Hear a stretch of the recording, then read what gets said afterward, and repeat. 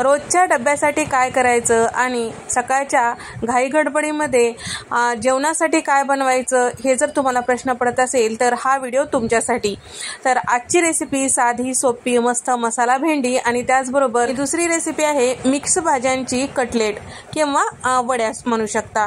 तर या ठिकाणी मी इथे कपभर इतकं बारीक असं चॉपरमधून कट करून घेतलेलं गोबी आणि अर्धा कप कांदा, अर्धा कप इथे मी गाजर घेतलेला आहे आणि पाव कप शिमला मिरची आणि थोडीशी कोथिंबीर हे सगळं चॉपरला बारीक करून घेतलेलं आहे। सकाळच्या घाई गडबडीमध्ये डब्यासाठी बनवा, नाश्त्यासाठी बनवा, पटकन होण्यासाठी।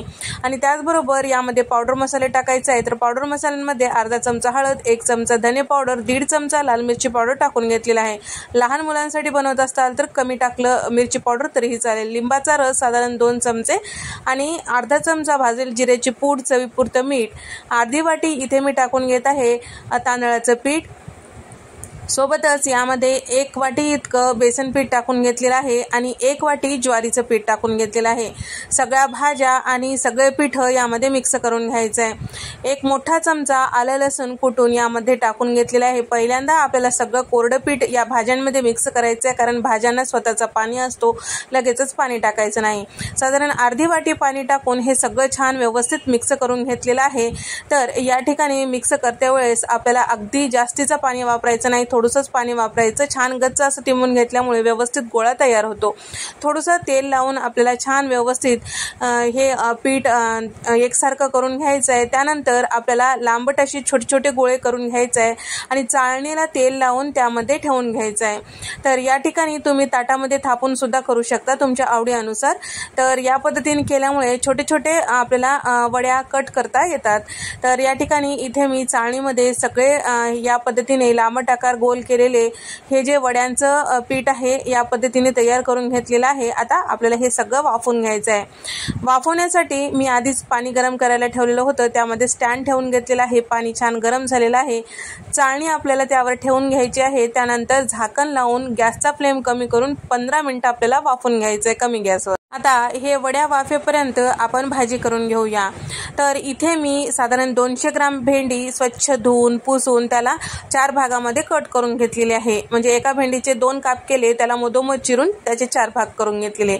त्यानंतर यामध्ये 1 मोठा चमचा बेसन पीठ, चिमूटभर मीठ टाकून घेतलेलं आहे। थोडंसं 1 चमचाभर पाणी टाकून सगळं बेसन पीठ याला कोटिंग करून घेतलेलं आहे।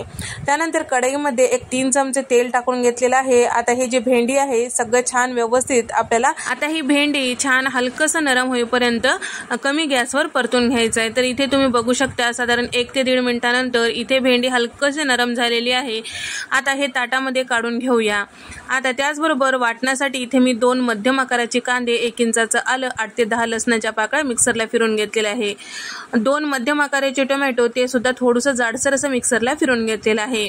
आता या ठिकाणी कढईमध्ये तेल टाकून घेतलेलं आहे साधारण 4 चमचे। तेल छान गरम झाले की अर्धा चमचा मोहरी, अर्धा चमचा जिरे आणि मोहरी छान फुलल्यानंतर यामध्ये कांद्याची पेस्ट टाकून घ्यायचं आहे। कांद्याच्या पेस्टचा हलकसा कच्चेपणा जाईपर्यंत, हलकसा रंग चेंज होईपर्यंत परतून घेतल्यानंतर यामध्ये आपल्याला टोमॅटोचं जाडसरसं मिक्सरला फिरवलेलं पेस्ट सुद्धा टाकून घ्यायचं आहे।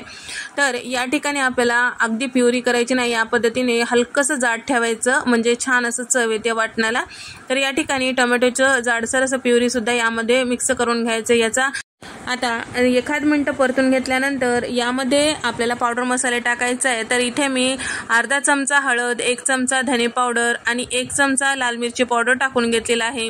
1 चमचा कांदा लसूण मसाला टाकून घेतलेला आहे किंवा साठवणीतला कुठलाही तुम्ही मसाला यामध्ये वापरू शकता।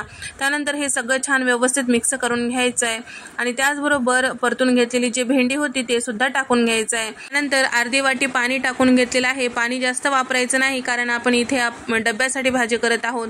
आणि 2 चमचे कसुरी मेथी हातावर चुरून टाकायचं, भरपूर अशी कोथिंबीर आणि चवीपुरतं मीठ टाकून सगळं मिक्स करायचं। गॅसचा फ्लेम मध्यम ठेवून आपल्याला 2 मिनिटं हे भाजी शिजून घ्यायचं आहे, तेल साईडला सुटेपर्यंत।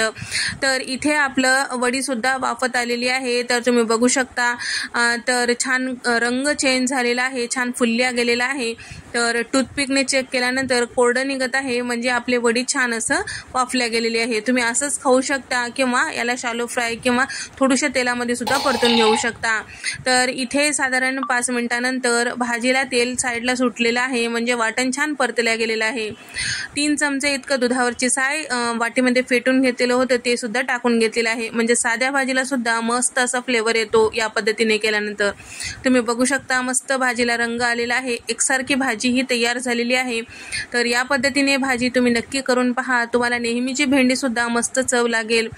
तर चमचमीत असं आपलं मसाला भेंडी तयार झालेली आहे. आता आपल्या वड्या सुद्धा थंड करायला ठेवलेल्या होत्या, आता त्या आपण कट करून घेऊया. तर छोटे छोटे कट करून घ्यायचा, म्हणजे कमी कमी अंतरावर कट करून घ्यायचा आहे, साधारण एक अर्ध्या इंचावर. म्हणजे काय होतो, जेव्हा आपण हे परतून घेतो त्यावेळेस मस्त वडी लागतो. तर या ठिकाणी मी इथे पॅनमध्ये थोडंसं तेल टाकून घेतलेलं आहे. तर थोडंसं तेलामध्ये इथे मी शालो फ्राय करून घेणार आहे. तर तुम्ही डीप फ्राय करून घेऊ शकता किंवा थोड्याशा तेलामध्ये सुद्धा हे परतून घेऊ शकता. ज्या पद्धतीने आपण फोडणी वगैरे देतो काही भाज्यांना वगैरे, तसे थोडंसं तेल टाकून सुद्धा तुम्ही हे परतून घेऊ शकता. मी थोडंसं जास्त तेल टाकून घेतलेलं आहे आणि छान लालसर होईपर्यंत हे तेलामध्ये परतून घेतलेलं आहे. तर या ठिकाणी सतत या पद्धतीने आपल्याला परतत राहायचं आहे, जेणेकरून सगळीकडून व्यवस्थित असं हे लालसर रंगावर तळल्या जाईल किंवा परतल्या जाईल. तर या ठिकाणी तुम्ही बघू शकता एकसारखं रंगावर हे परतल्या गेलेलं आहे. आता प्लेटमध्ये काढून घेऊया. तर ह्याची पूर्वतयारी तुम्ही आदल्या दिवशी सुद्धा करून घेऊ शकता. भाज्या छान कट करून ठेवू शकता आणि पीठ सुद्धा तिंबून वाफून सुद्धा ठेवू शकता हे रोल वगैरे. दुसऱ्या दिवशी तुम्ही डब्याला नेते वेळेस या पद्धतीने फ्राय करून नेलं तरीही चालतो. तर या ठिकाणी इथे मी सगळ्या जे वड्या आहेत कट करून घेतलेल्या याच पद्धतीने तळून घेणार आहे. तर तुम्ही बघू शकता, याचा आवाज ऐकू शकता, मस्त कुरकुरीत असे झालेले आहेत. एकदा या पद्धतीने ट्राय केल्यानंतर तुम्हाला कुठलीही भाजी खाण्यासाठी मुले किंवा मोठे नको म्हणणार नाहीत, कारण यामध्ये सगळ्या भाज्या पिठं समावेश आहे. तुम्हाला हा साधा आणि सोपा डब्याचा प्रकार कसा वाटला नक्की कमेंट करून सांगा. अशाच मस्त व्हिडिओज तुम्हाला आवडत असतील तर व्हिडिओला लाईक करा, शेअर करा आणि सबस्क्राईब करायला मात्र विसरू नका. नंतरच्या रेसिपीमध्ये भेट देऊया. तोपर्यंत नमस्कार.